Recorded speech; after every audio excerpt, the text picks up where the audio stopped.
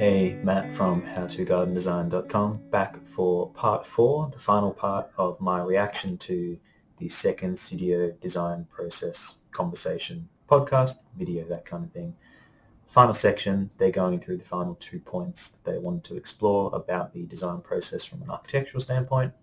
Same as the previous ones, sitting back, listening, reacting, adding comments. Again, I apologize for my softer mic. Hopefully my setup can improve as I go along using this material. But anyway, enjoy. Hopefully you found it interesting and useful. And yeah, let's have a listen. The next one is conceptual clarity, perhaps the most elusive and confusing of the tests. Conceptual clarity? Yeah, conceptual sequence test. Oh. Design, as I said before, is problem solving, but really it's more of actually searching for the true problem that you're dealing with. The actual question, finding the real question.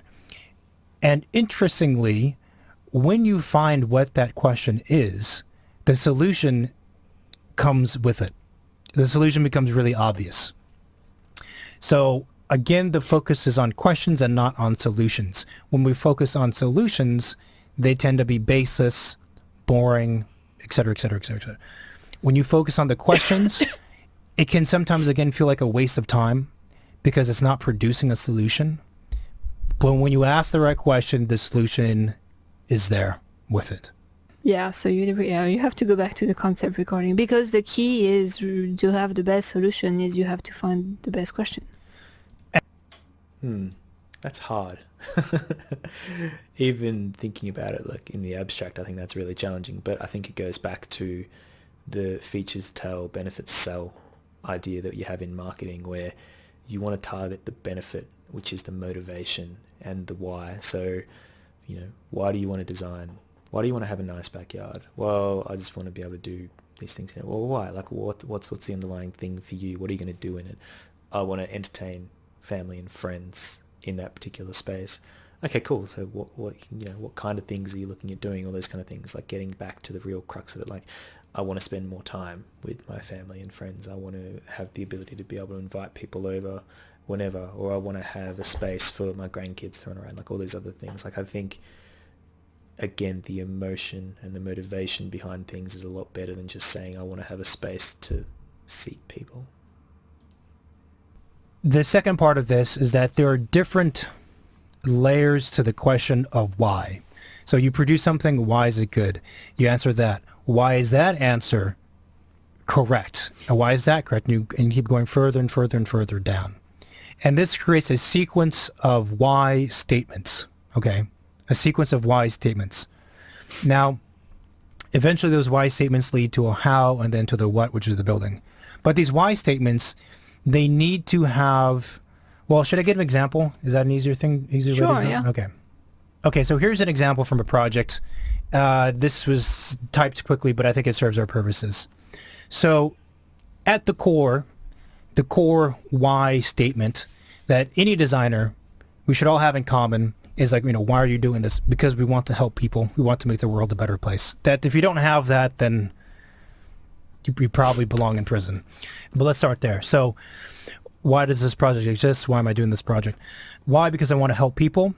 Why? Because I believe that people are not as happy and as satisfied as they could be, because people within the city context, living in cities, are too detached from the physical environment, and there's a displacement between their experiences. Their experiences now, their life now is fragmented. Why is this? Because there's a separation between digital life via social media and these kinds of things versus the physical experiences that we have in the city. Why does this separation exist? One reason is that the physical environment of the contemporary city does not allow co-authorship, whereas these digital interfaces and these digital experiences allow a high degree of what feels like a lot of authorship and expediency, whereas the physical environment does not. And this in turn allows our total experience to be fragmented. why is it that the built environment is this way? In the case of this particular project, which was located in Manhattan, a gridded city, we would say it's because the built environment is monotonous and our movement within the city is monotonous because the urban framework is a fixed and rigid grid. And also because we have sacrificed cities to the automobile. Why is this a problem? Because the automobile was not designed for the city, because the automobile is too large, polluting, fast, dangerous. And why have we allowed all of this? Because we prioritize efficiency and speed over quality and experience. So that lineage, that train of... Interesting. I think that's really hard to use. And what's also interesting about it is there's like, yeah, I think he's right. The little logical leaps kind of work and make sense. Maybe not from the first one to the last one necessarily. Like obviously you have to go through that process. But the other thing that's interesting about it is like at any one of those junctures, you could have gone down a completely separate tangent, right? Like you didn't need to go to the digital space. You didn't need to then talk about cars. Like it's a weird little kind of back and forth that you end up at this particular point that can inform your whole project. I'm not saying it's not useful. I just don't know how I would use it necessarily, but that doesn't mean you shouldn't. Like I think if you're looking at your own design thing for your own backyard, like it's asking these kind of why questions I think could be really interesting because you talk more about, well, what's the greater underlying motivation? Like probably another way to think about it that I think people would view negatively, but it's just as valid, is the idea of, well, why do you want to redo your backyard? And I think a lot of people won't admit to this, but it's true, is that you want your place to look nice, right? Like you want to have a nice place, not only to be in, but to actually look at. And why is that? Well, probably because you want to look better in front of friends and family and neighbors. Well, why is that? Well, I think because like most people think about, if you think about TV shows and ads and all that, like places that look neat and tidy make you look more in control. You look more like you're on top of your game, like you're not just running around reacting to things in your life, you know, dirty house and kids going crazy and all that kind of stuff. And I think that extends to the backyard as well. Like people can have the most beautiful indoor places, but if you're outdoor, it's just like a dumpy lawn. Like people look out and go, oh, okay, well, you're not quite on top of things, are you? So that motivation can be, I want to look in control. I want to look on top of things. And maybe your outdoor space is less about, you know, the thing you can go out and do in it, and more about how it actually looks to other people. That sounds really bad, but I actually think that's a really useful insight for you if you're designing your own backyard, because it means you can gear your decisions toward that, right? So now it becomes more about views out, so views from within your house looking out towards your garden, and now you know that, well, we're going to have more feature elements. I'm going to have things that look really nice, and I also want to use as little time as possible out there in terms of maintenance. So maybe where I gear that towards is the plant selection after speaking to a local expert. Helps me gear towards, things that will last a long time with little water and maintenance required. Hard wearing materials and all those other bits. Like there's just that acknowledgement, I think, can be very useful, because all of a sudden you're now designing something that it's for you, in that it's not for you, if that makes sense. It's still going to be a backdrop that helps, you know, accentuate your house, and is pretty to look at and is really nice and lovely, and people will all smile and exclaim, and they'll be like, man, that's beautiful. You've got such a lovely backyard, or whatever it is. And deep down, the underlying thing is, actually, I've, you know, yes, I'm in control. I'm on top of things, right? Like, I think that is just as valid a motivation as the idea of going out being homestead style, where you grow all your own produce and you do all this other stuff and you're within the garden, or it's a place for you to relax and unwind and escape. Like sometimes you don't need that. Some people just want the thing that looks really good so that they look good. So I think this process could be useful in that regard. I just think it's hard to do. It's something that you may try, write things down, and then you go, it doesn't feel right. And then you're thinking about it later on while you're out shopping, and you go, actually, this is one of the core motivators for why I want to think about redesigning something. You know, you could kind of decipher or nitpick on specific things, but it should be that each of those statements directly feed into the next, right? So it's Yeah, that's how you test how strong your why is. How strong your why is, and it's a pretty big... So first, it's a pretty big leap to go from, I want to help people, Well, that's too vague. That's too broad, right? It's a big leap to go from that to now critiquing cities and the implementation of the automobile, right? But the steps to get there should be pretty clear. They should make sense. There should not be a step where, like, as a listener, you're thinking, oh, that's a huge assumption, right? There's a certain direction to it given the focuses of that particular project, but none of them are giant leaps. And just on that, yes, there's a direction to it based on the external factors of the project, but it's also the client or the designer as well. I think would have their own impact. In this case, it's probably the designer, right? Like if you're a designer that's really core about these kind of sustainability things, every fork in the road of that kind of question tree, you're probably going to veer towards something that talks more about sustainability, be it materials or approach or the long-term impact of the building or whatever, or landscape, whatever it is. That's going to inform the way you do it, and that's what makes it personal. Yeah, and you can be broad at the very beginning, like I want to help people, but if that's the case, you gotta, like you said, keep moving the question, the why, until you get to something that's substantial, right? In the same time, you can be too specific. Let's say you do want to do the shark skeleton, right? Mm-hmm. Because then you have to go backward in the why, and that might lead you up to like 2 whys before the shark skeleton response, and that's it. Yeah. That's probably an interesting point where if you're going back to the start of a project and you found a concept that you really like, but it doesn't fit your why, maybe you're in danger of going back and rejigging your whys to match your new design thing, which may not necessarily be a bad thing, but it's just interesting and maybe challenging to try and reconcile. So Yeah. like you cannot start with the last why. You have to. It's like you say, it's a sequence. It's a sequence, and you need to develop the sequence. So part of the design process is trying to develop that sequence. In the process, though, of designing, you will start somewhere on that spectrum. You don't know where exactly, right? You'll start somewhere, and then your job is to find out where in that lineage, in that sequence you are. If you're too specific or too vague or somewhere in the middle, and if you're somewhere in the middle, you need to develop in both directions kind of thing. And as you said, when people present projects and you're like, yeah, why did you do this? And they say, because I believe that, community and friendship amongst people are good.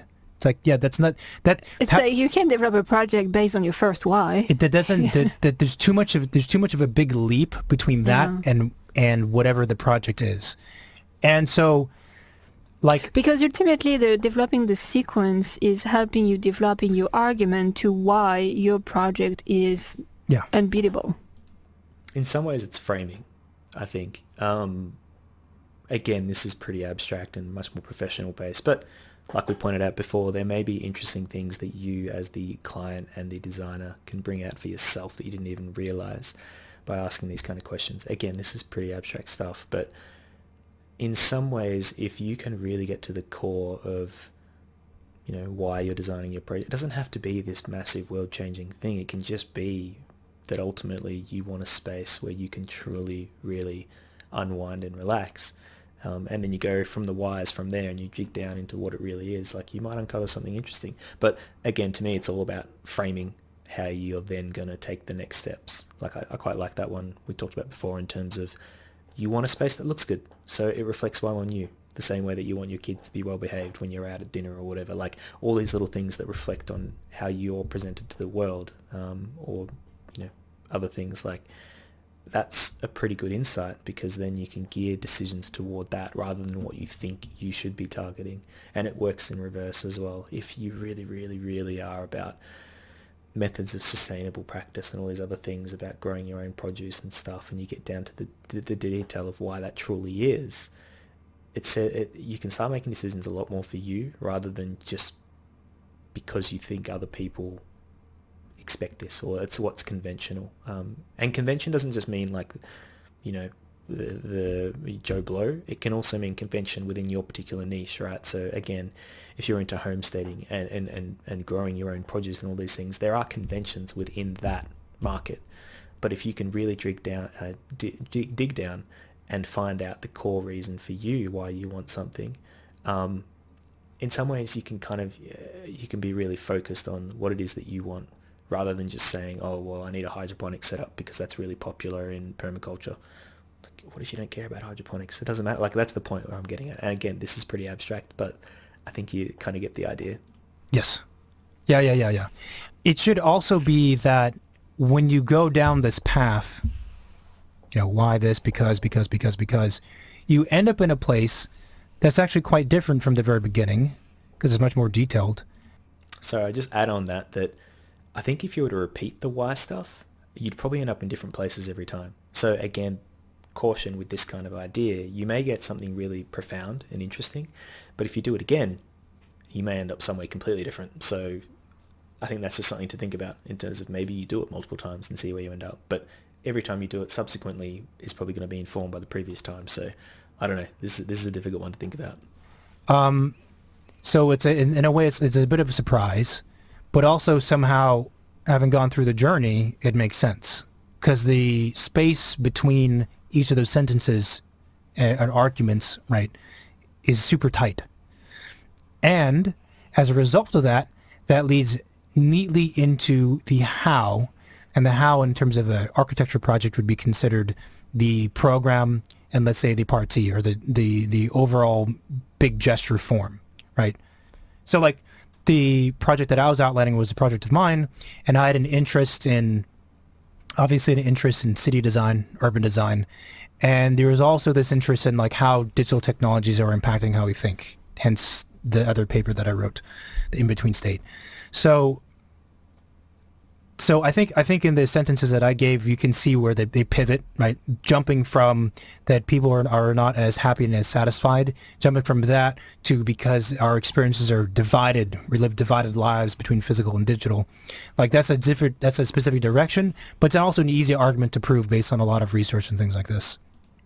I think one interesting point that it hasn't been kind of outlined yet is at that particular point that David was talking about is, that was him at a point in time with his focus and his beliefs, and we all change over time. And I think going back to look at artists, right, when, historians look at famous artists and categorize different periods of their painting, their art is informed by what's going on around them and what they're thinking and feeling and what their focuses are.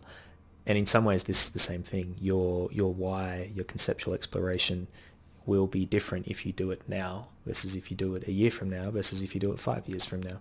Now, this matters less to, amateur designers or whatever, because chances are you're going to do one or two and that's it. And you're not going to be repeating things over and over. And this isn't your livelihood necessarily. It might be, who knows? But the why thing is still a point in time. And I think it's just recognizing that and reconciling that with what your final product will be. So if you create something, again, that is really beautiful and pretty because you want it low maintenance and you want it to look good in front of your neighbors, maybe 5 years or 10 years later, if you're still living there, all of a sudden you go, oh, actually, I wish I had more spaces that allowed me to do things outside, because now I have young grandkids and they're coming over and I want to accommodate them. And so then your why statement then would be different to what it was previously. And that's okay. And I'm not saying you have to plan ahead and recognize what your why statement would be 10 years or 15 years from now.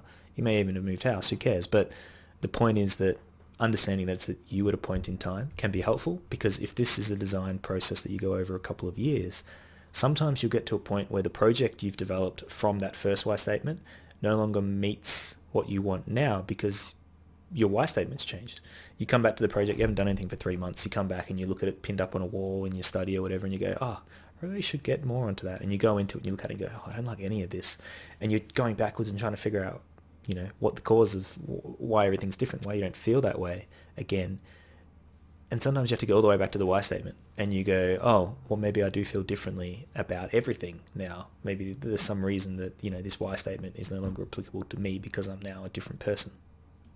But what's interesting is that even though you start at that point with this statement that we have this split between experiences, that ends up leading to a direct critique of the city form itself. The fact that it is a perfect Cartesian grid nearly, and that produces a certain kind of mindset and a movement, right? And then now suddenly we're speculating in this project, how do you reformulate the grid of Manhattan so that it becomes, so that produces opposite effects of what I've already talked about. So that's what I'm saying. Like the why leads to the how and the what very clearly if you do it correctly, right? Because it's really obvious now where I'm at in the after I said all of that. It's like, okay, well, obviously there's some changes that need to happen, and I know the direction because it's going to be the opposite of what I just outlined, kind of thing. I will say though that that paragraph of text that I read off, one, was done quickly, but two, that's me writing about a project after it's been done for a number of years. Yeah, that's not necessarily something that you're going to come up at the beginning of the design process and like, bingo, I know which direction to go. I think that would be helpful though, what they've just been talking about, to come up with the underlying motivation. Maybe it is a post hoc thing where you look back at it and go, I think that's the right term. Yeah, post hoc, let's go with that. Where you look back and you're able to describe like the meta of a project after the fact and recognize all the threads that kind of led it throughout. But I still think this process would be, like I said initially, it's hard, but I think it can be useful in certain circumstances if you can help define your underlying motivation for it, the overall why for your particular project. Might be something you're going to undiscover as you move through the design process, or even sometimes after the design has been designed, But questioning the why is always a good way to move the cursor further and being more pertinent in the solution that you end up with. Yeah, and at the very least have an understanding of where you are. I think the danger is that for the more conceptual thinkers out there, that you get stuck with something like this and it becomes like your priority. And again, you don't want to produce something that doesn't have this thinking behind it. But especially for young designers and for projects with very fast deadlines, you might not be able to do it all in time. True. And that's, again, more for the people who don't produce things on time. So a concept is an approach that solves more or less all of the things in that why sequence that I mentioned before. Mm-hmm. Okay. Having an approach which addresses all of the why statements consistently. The concept for the project that I talked about with the Manhattan grid and whatever was fluidity and improvisation. Those two ideas basically addressed all the issues that I had come across and were the spine that were the big ideas behind all the solutions I proposed, right? And I would call it a concept again because it applies throughout. It's not just a superficial thing that applies to one part of the project. Right. It applies throughout all the thinking. So that's hard, I think. Again, really interesting, but conceptually this idea of the concept is hard. I think. Yeah, intriguing. I'm not sure how else I would describe it necessarily. And I think, to me, that's much more of a rear view mirror kind of thing where you could look back and join dots necessarily. I don't know if it's something you're going to use to inform an approach moving forward, as they kind of talked about. Sometimes you realize these things after the fact, but intriguing. You have a project in the end that is not expressive of a clear why sequence. The project is probably not as valid as it needs to be.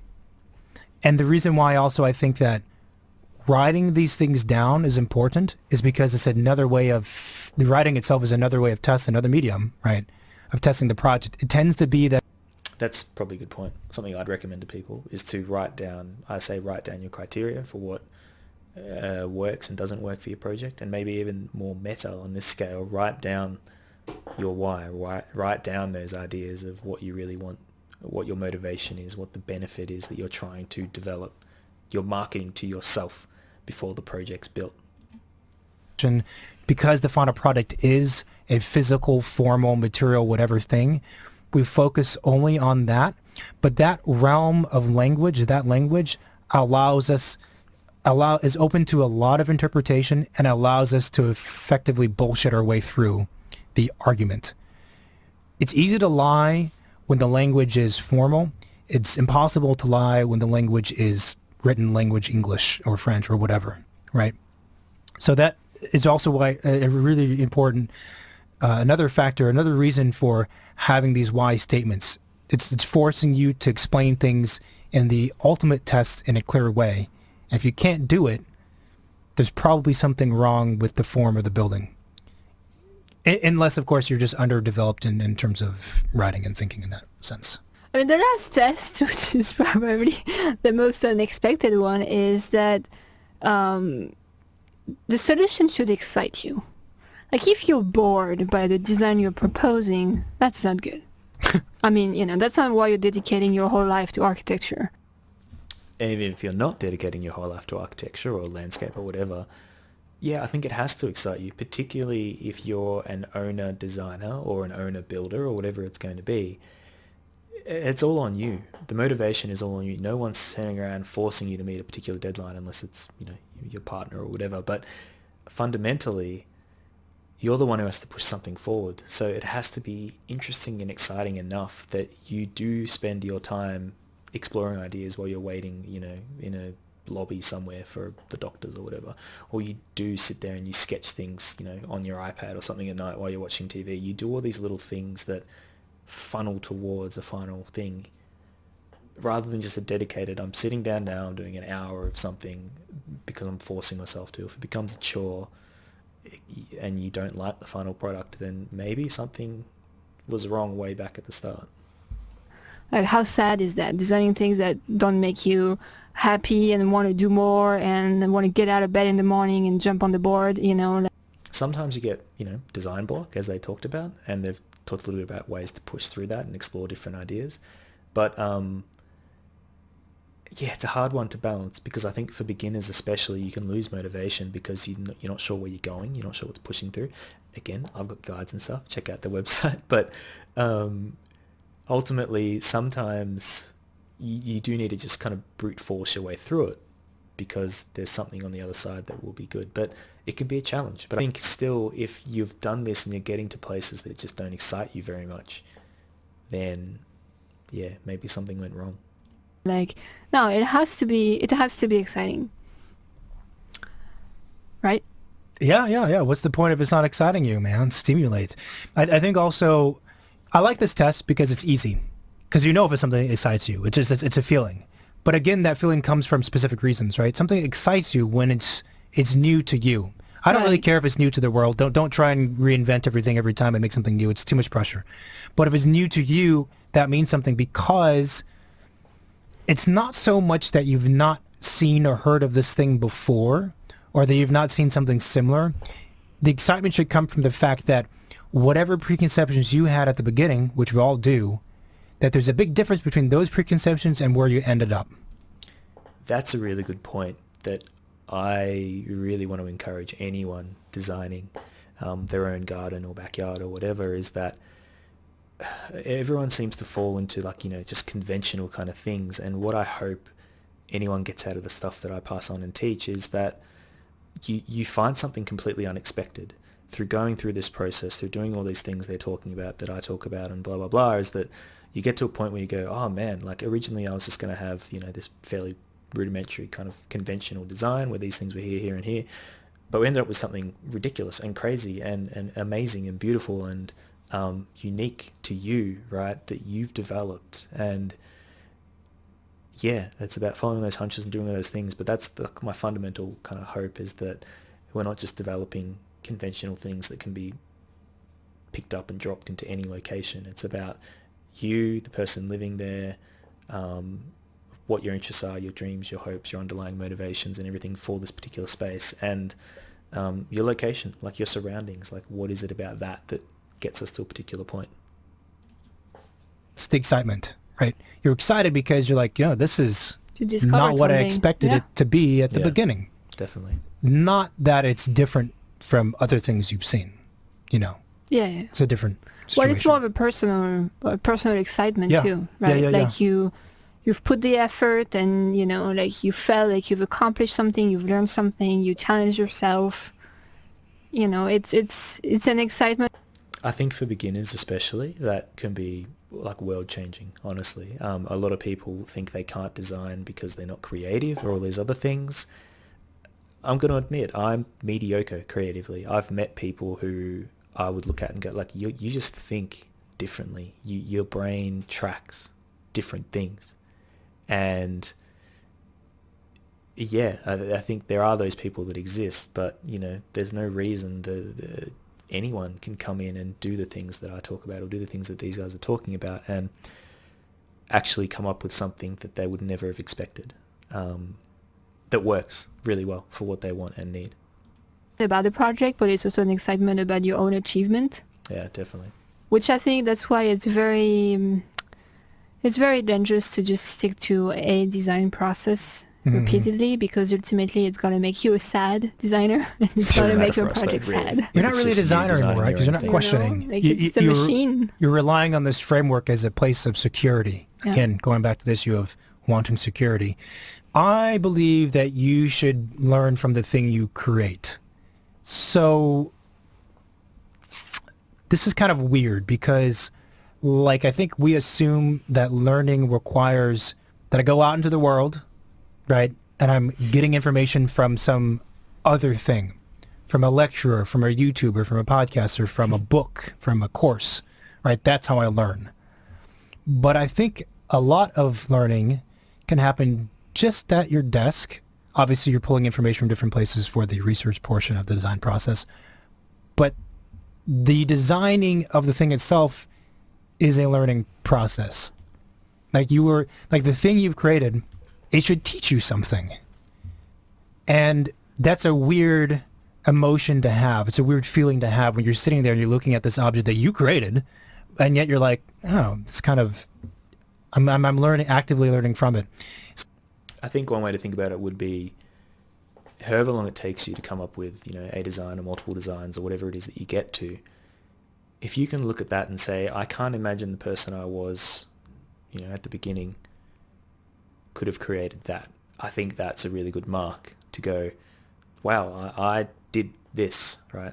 However amazing or small or whatever it is, if you can imagine that person at the start having created the same thing, then you probably didn't stretch yourself enough. But if it's something that you look at and go, man, I can't believe I did that. Like the person I was, a month ago couldn't have done that. Then I think you're probably onto a winner. The final building for me, it has to be something that you yourself are learning from when you look at it, and it has to make you question. If you produce the thing and it's not making you question, and you don't feel like you've learned or are actively learning from looking at this thing, you probably didn't push hard enough. Yeah, agreed. Great. It should hurt a little bit. It should hurt. Yeah. Yeah, you're right though. I mean, there's this kind of fine line, this threshold, right? In terms of effort in a way. And if you don't push enough to that edge, then either the thing you produce is not as good as it needs to be for other people, and for sure it's not as good as it could have been for yourself. I think a really interesting way to think about that, again, this is more professional, but there's a saying I've heard where, someone's been working for 25 years, or two people have been working for 25 years. One of them has had 1 year's experience 25 times, and the other one's had 25 years experience. And they're two very different things. And so, one is just repeating the same thing every year, over and over again, never stretching themselves, always operating within the boundaries and the little box. And this goes to a lot of different jobs, right? Sometimes it's the nature of the job. Other times it's the nature of the individual in the job. Like an architect who just keeps repeating the same project over and over again, or, landscaper who does the same project over and over again, regardless of location and site.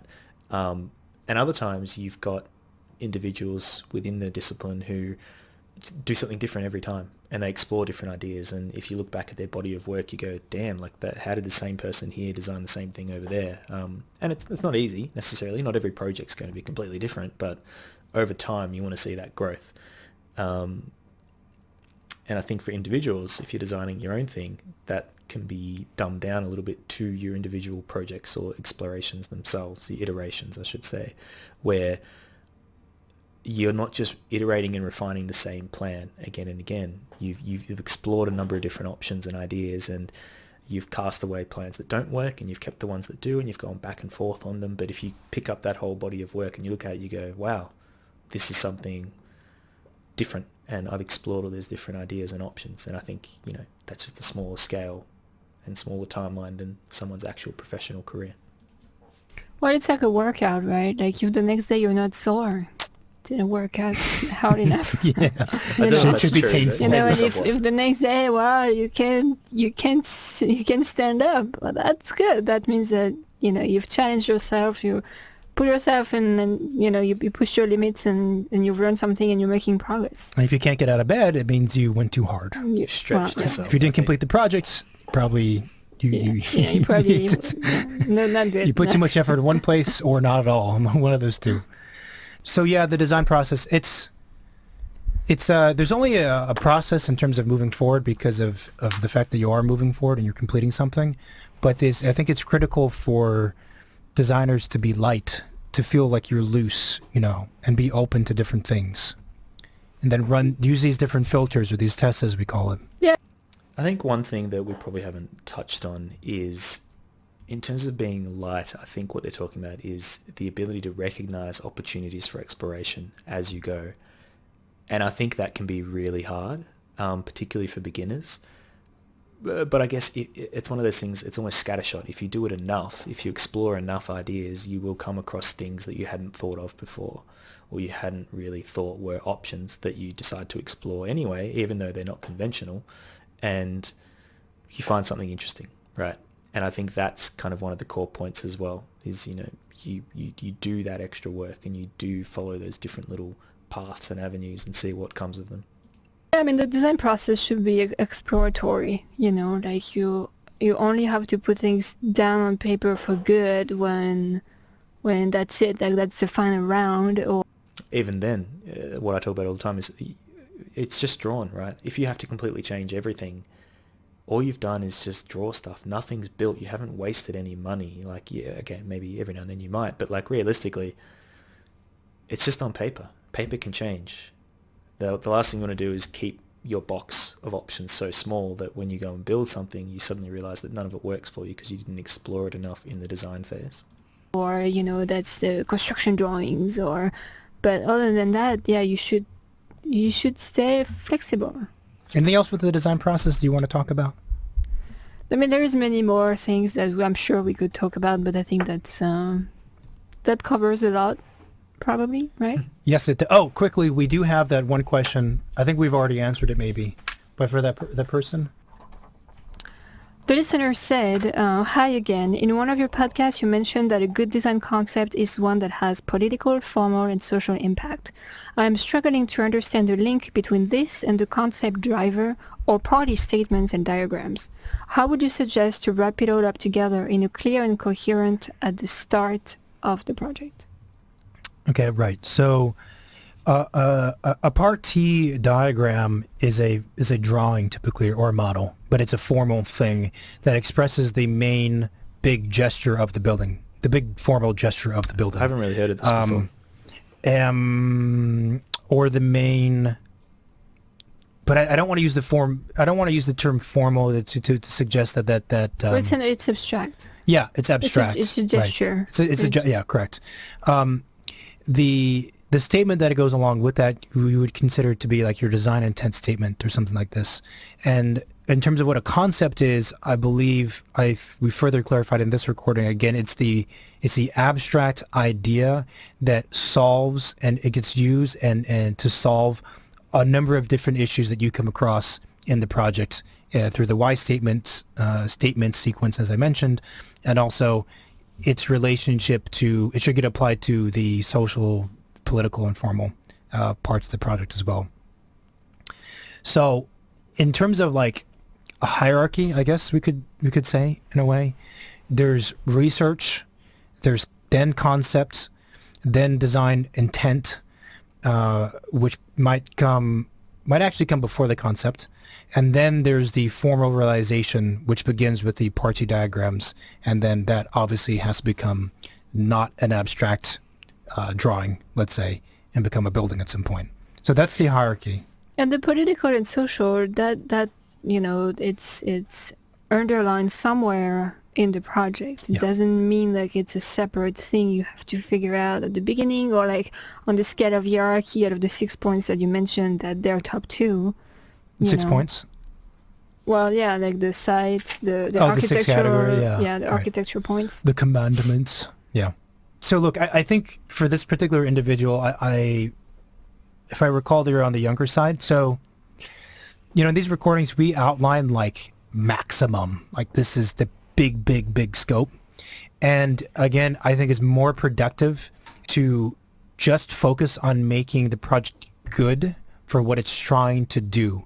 And it tends to be, and even for BuiltWorks, that that might mean limiting scope and understanding to only, let's say in this case, a few of the 6 categories that we mentioned before, right? But the awareness of all of them has to be there. So you have to understand also that, let's say, if in your career you're going to do a total of 50 projects, you're going to design 50 projects, that it's a mistake to place the same pressures on the first one as you would on the 25th project. Okay. Because I think the reason why I mention all this is because there's a danger of paralysis with all of these things. Right. Which is again why having the story is the most important thing before any of this other stuff. Yep. That's interesting. I haven't, I mean, for individuals designing backyards or whatever, it's probably less relevant, but I guess now I get in a roundabout way where he's talking about with the story, which is, your underlying motivation and concept for how you want that stuff to work. We don't really need to worry as much about, there's going to be political and all those other kind of larger world things that feed into your design, but ultimately there's only so much you can address within an individual backyard, really. So I think for most of us that probably doesn't matter, and obviously we're not doing a replication of projects. You're not going to do 50 projects unless you are. Cool, then get into the industry and see how it works. But I think this is obviously much more of a professional bent than usual, but still some interesting points in there. So you can't wrap it all together at the beginning. It's not possible. Yeah. And it shouldn't be. If you have it figured out at the beginning, then you've done something wrong. Like maybe about halfway, that's when things become really, really clear. Anything else? Nope. If you enjoyed this recording or you found it helpful. Cool. Well, there we go. That was nearly 3.5 hours worth of me listening and talking. Obviously, I'll be breaking this up, but I hope you found that interesting. I hope you found my commentary against it interesting. I found their discussion interesting, obviously. And I may look at doing more of these kind of things in the future. I'll probably do it against actual designs and have a quick discussion and hopefully leave it a little bit less than 3.5 hours worth. So thanks for sticking around. Be sure to check out my website, howtogardendesign.com, where I do all sorts of other bits and pieces and guides and things that I've mentioned a couple of times here and there. So anyway, enjoy, and I'll catch you next time.